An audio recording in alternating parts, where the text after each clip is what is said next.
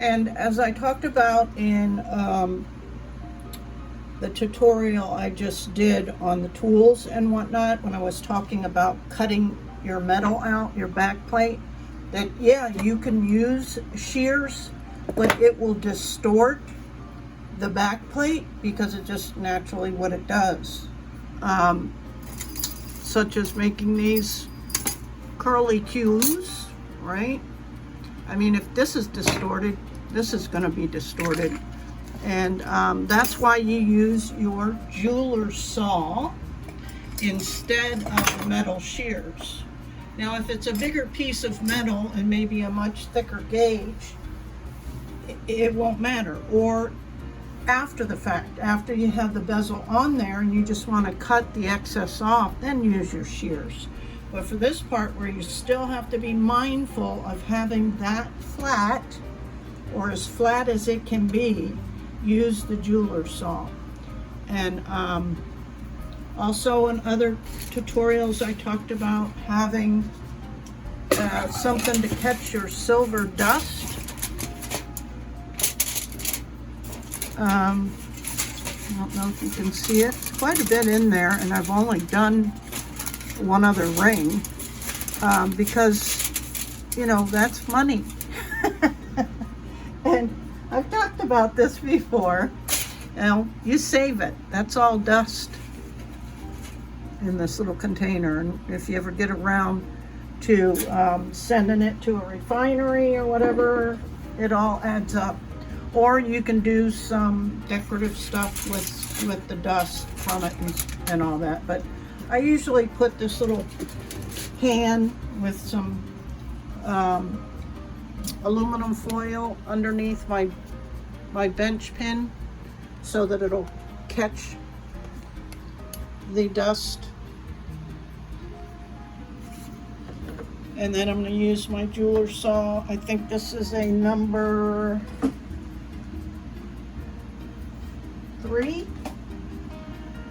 And some beeswax to lubricate your blade. And this little notch in here comes in handy. I put it in at the very top, and I almost start sawing, the sawing motion, before I introduce the metal.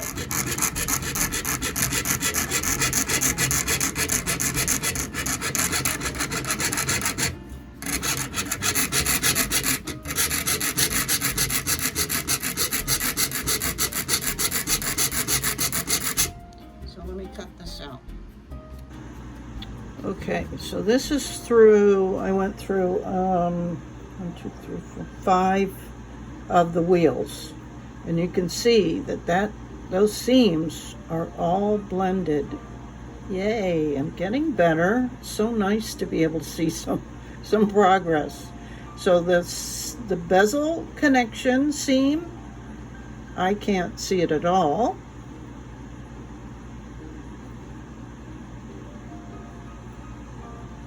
That would have been on this side.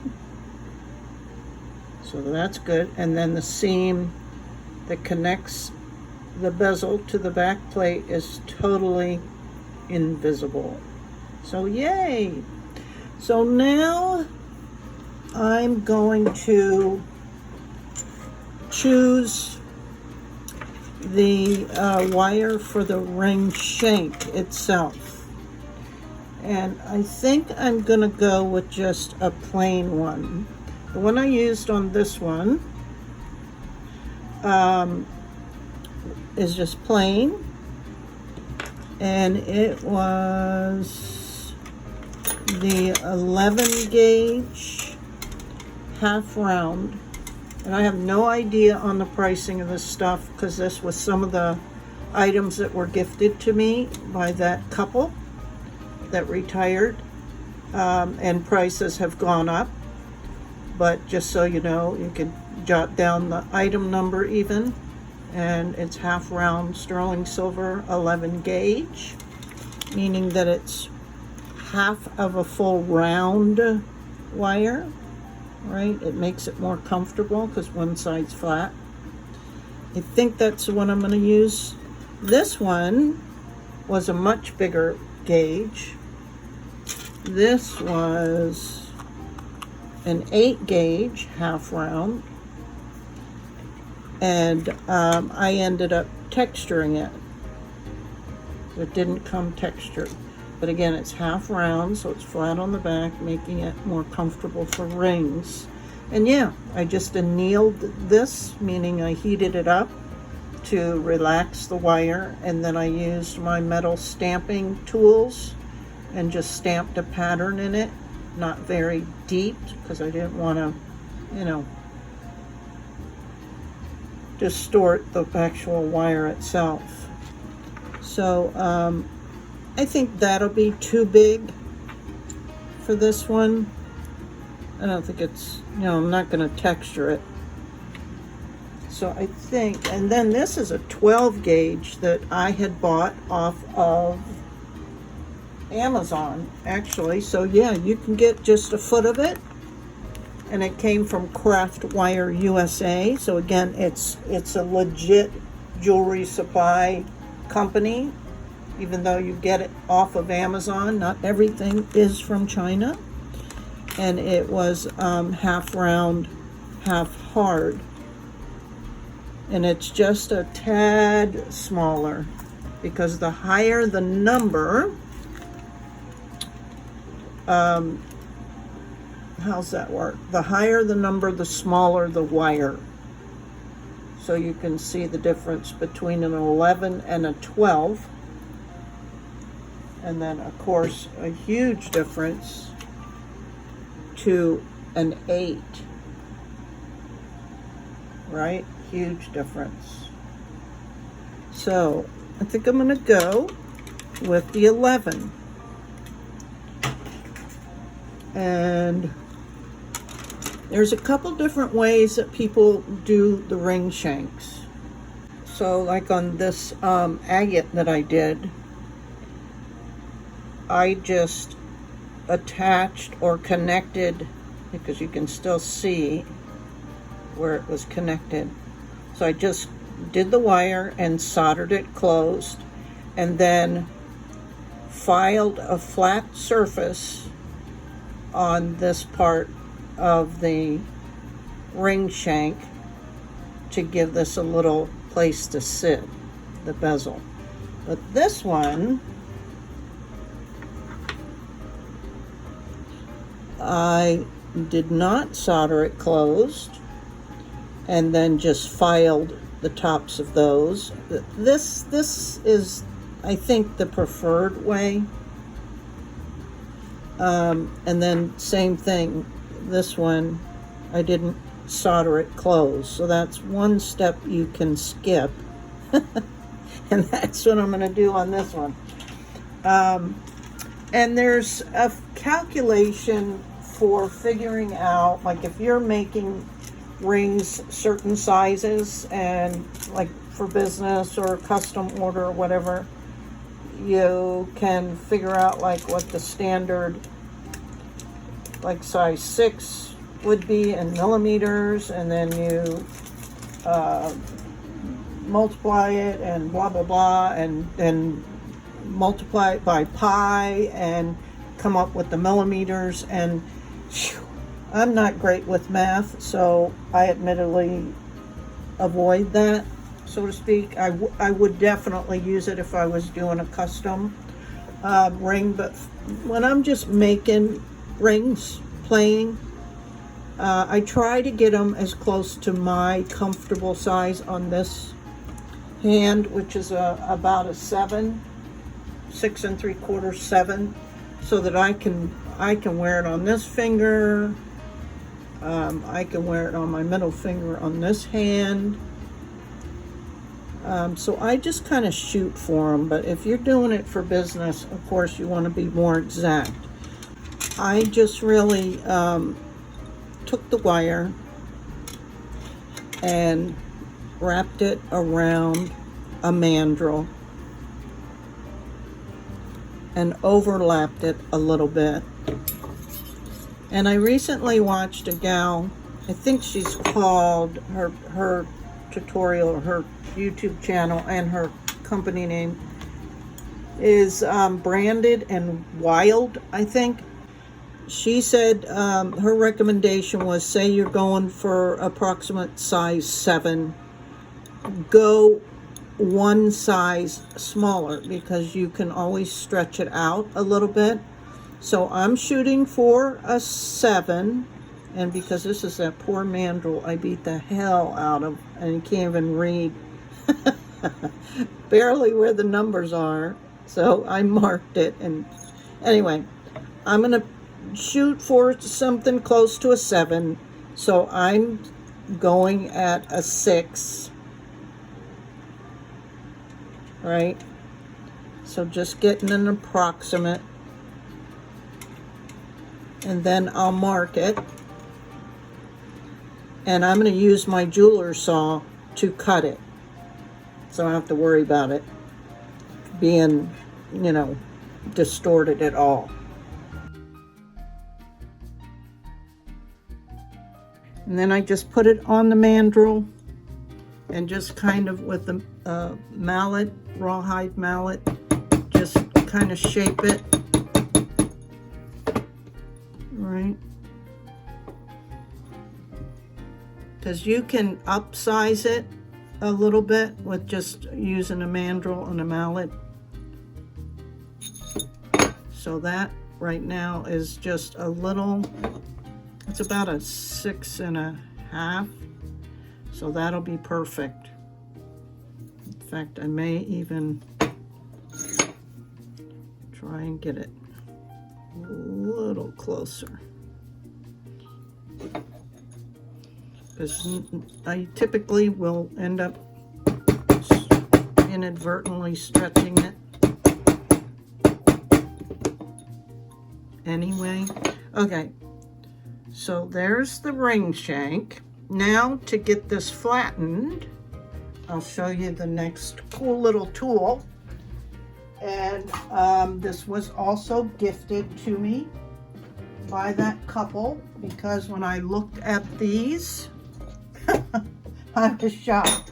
They were at least $50. It's called a miter jig. And I don't know what all else it's used for. But the only thing I wanted to use it for was this. And so I know it does other things, like it's slanted here. This compartment opens as well, and I have no earthly idea what all else it's for. I guess angles. There's grooves, all kinds of stuff in here, but I didn't need it for any of that. And so I couldn't afford to buy one, but he gave me this one. It's used. I think he kept his newer one, but if you can pick these up, oh, I should clean that out. I can see all kinds of silver dust in there. So I'm going to try and get it as kind of level as I can with just this part sticking out. And then you would just screw these down to tighten it. That's actually way too high.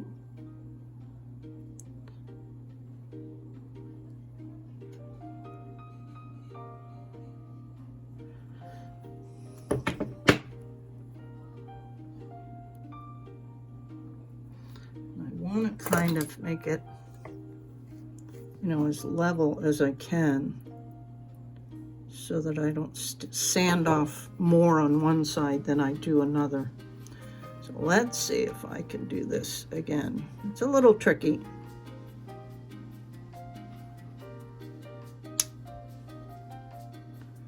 So something like that. Then you tighten these up. So just a little bit sticking out. That may even be a little bit too much, but you get the idea.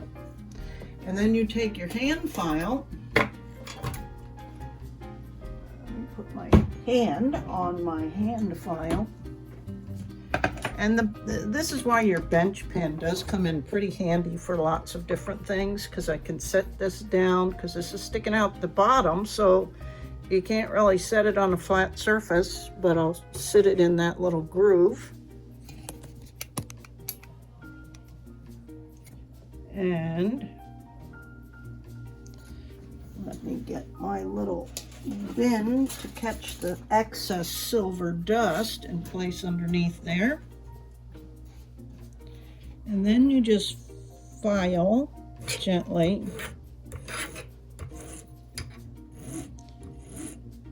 creating that little platform.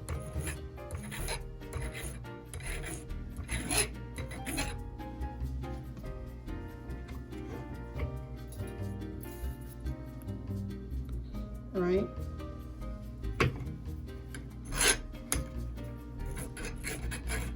So who would pay $50 just to get this, to use it for this? I wouldn't. That's why I didn't.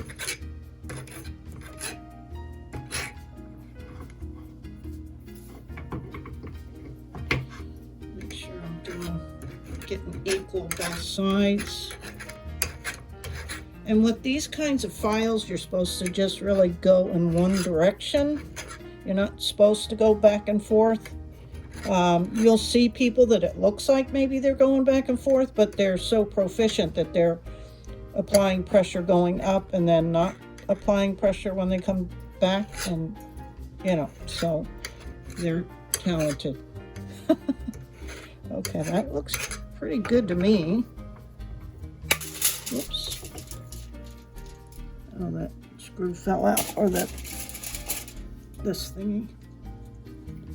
I probably should take this apart and give it a good oiling, because all these types of tools need oil or they'll rust. Okay, let's see. If you get a good file, it should stand up on its own. Aha. Such as that. And that's how we'll set it up, with the bezel down and this on top. So I'm happy with that, right?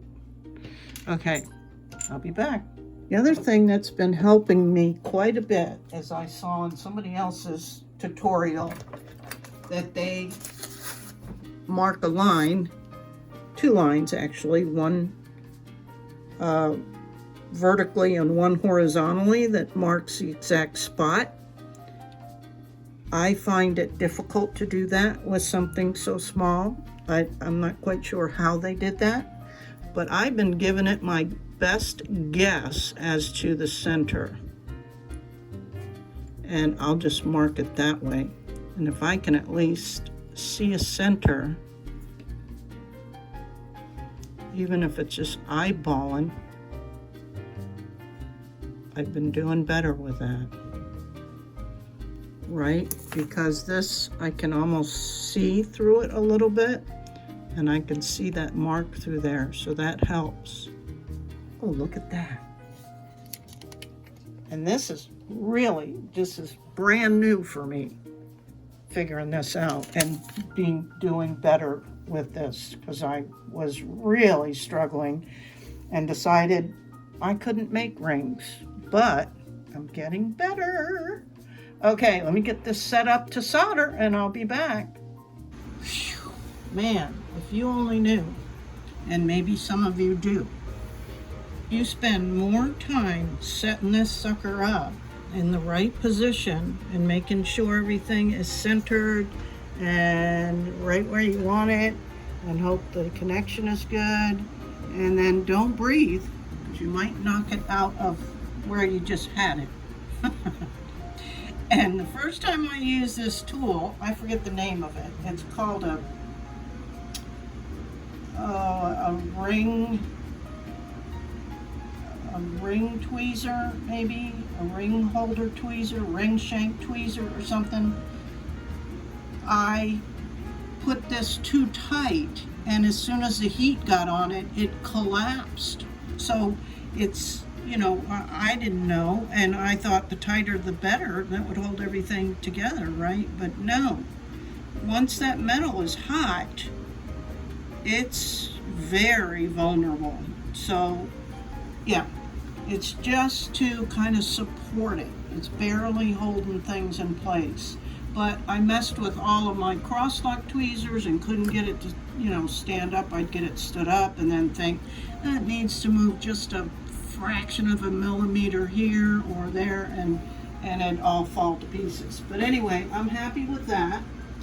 And I typically use chips, but I've been experimenting with solder wire, and this is easy, and I kind of like it. I may get some other temperature. I may, you know, invest in the hard and the medium, because this is just the easy. But what I heard some people saying, the reason they like it is because it's round, so it's a little bit taller. Anyway, yeah, I am going to, and a lot of people, if they do use this, they kind of flatten it. So it's that's kind of defeating the purpose. But I'm just cutting off one piece, and the goal is to put it right in the center. So again, I could knock this from doing that and have to start all over again. But we're gonna try. I'm gonna put some flux on. You can't ever have too much flux. I'm gonna burn the flux off, which really just takes a little bit of heat.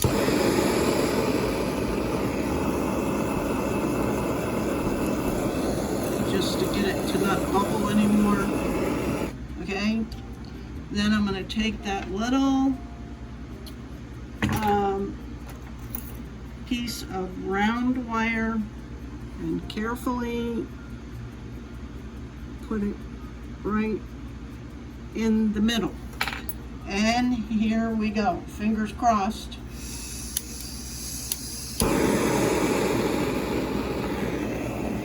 Let me zoom in a little bit more even.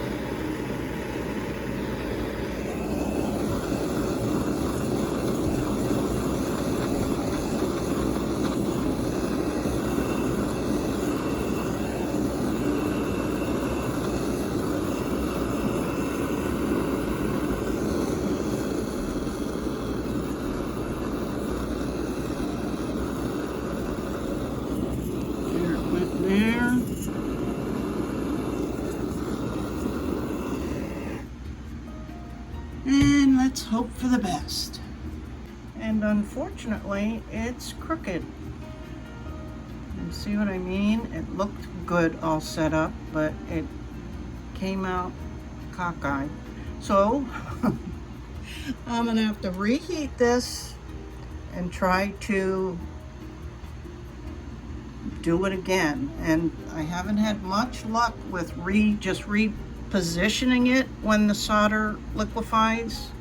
I've actually melted the entire bezel before, not this piece, because a lot of people have such good talent, they can just, you know, liquefy the solder and just move the bezel, but I'm not that skilled, so I have better luck totally taking it off and repositioning it and all that. But oh, I'm so upset, and now I'm nervous.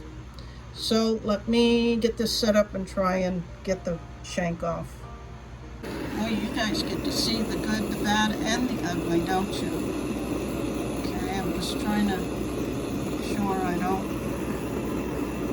melt this entire piece. It should just fall off. Of course it's not. Just turn it over, that's all. There we go. Okay, I'm going to go ahead and re-pickle all of this so that I start with clean metal. Second time around, guys. Wish me luck.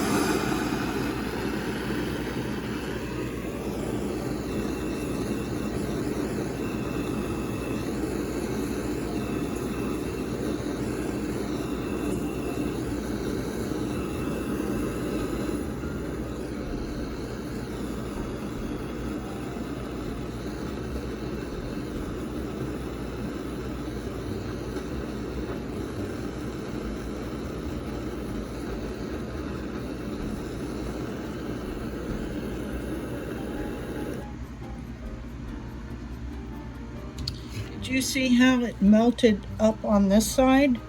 So that tells me that more heat was being drawn that way, and I have no idea why. That's where I lack in my flame control, because I'm coming at it from this side, so you would think it'd be hotter here, but that's when you got to get into the research of the anatomy of the flame. So obviously the hottest part of the flame was on this side. Okay, let me quench this and evaluate it. Ooh, that was hot. Hot, hot, hot.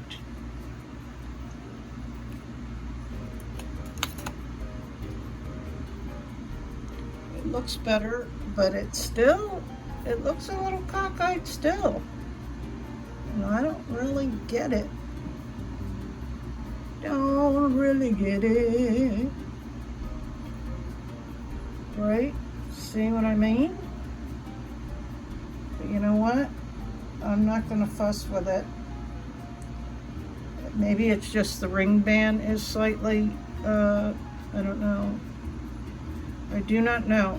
But let's move on, and I will put it back in the pickle pot and then go on to doing the polishing. This one I am going to put in the tumbler for an added shine. But let me do the pickle pot first and show you. Apologize, guys. I totally forgot to show you after I got it out of the pickle pot. But I already put it in the tumbler and got a great shine. So I'm going to go ahead and set the stone. Let me definitely check it first to make sure.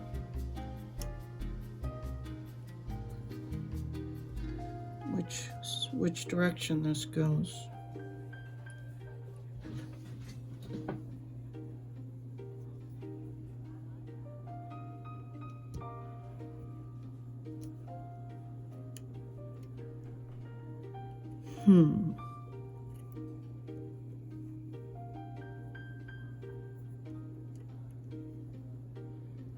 Might have gotten a little wonked out in the tumbler.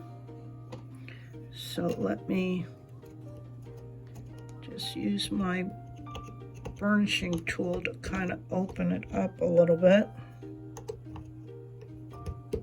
That would really suck, huh? Come this far. But hey, it's happened.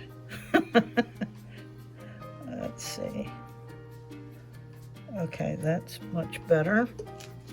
But I want to make sure that I don't like it this way better.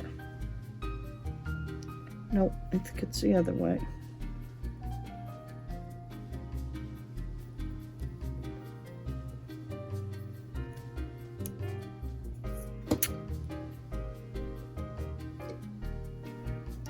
Crippity crip.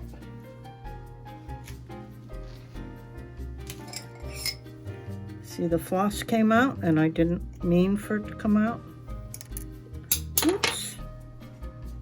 Okay, I dropped it on the floor and it took me a minute, but at least I know which way I want it.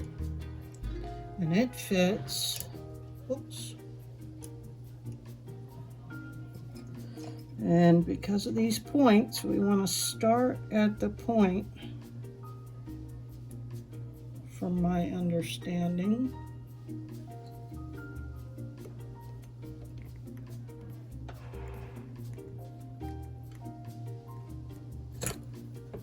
And then go to one side,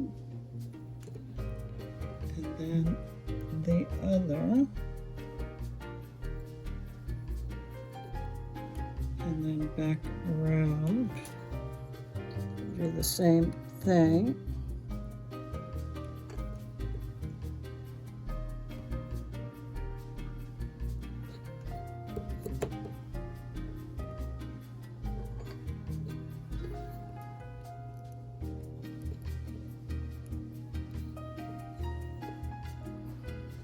And sometimes it takes quite a bit of effort, and you have to kind of keep repeating steps.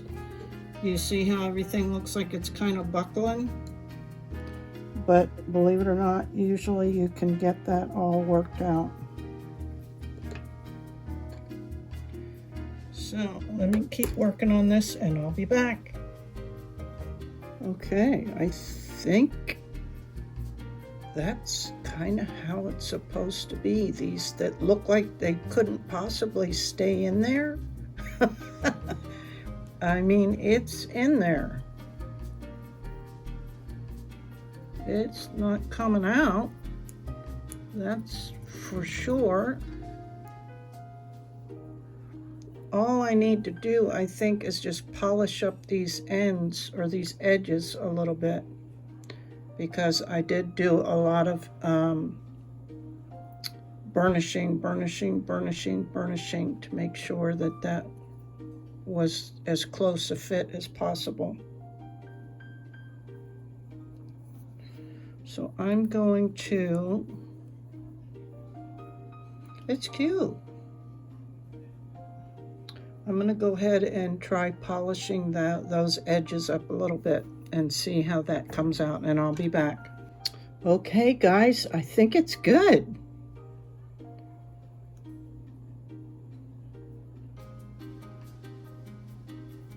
Let's see how it fits. Just washed it up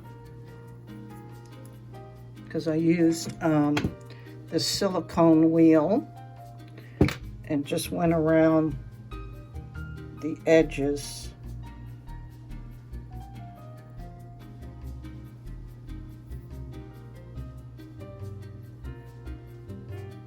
My hands are a little wet. I think I did okay. Okay. It might be see, when I think it looks cockeyed, look, the band is also cockeyed. So if I straighten the band, the stone is straight. So that's interesting, huh? Okay, so this one was hard, and this tutorial is going to be long, and I apologize for that, but it is what it is. And at your request, this was the good, the bad, the ugly, and I think in the end, it turned out really pretty. Okay, thanks so much, you guys. I appreciate all of your support, and I welcome any feedback, comments, more suggestions of stuff you'd like to see, and I appreciate you. Have a great rest of your weekend. Till next time.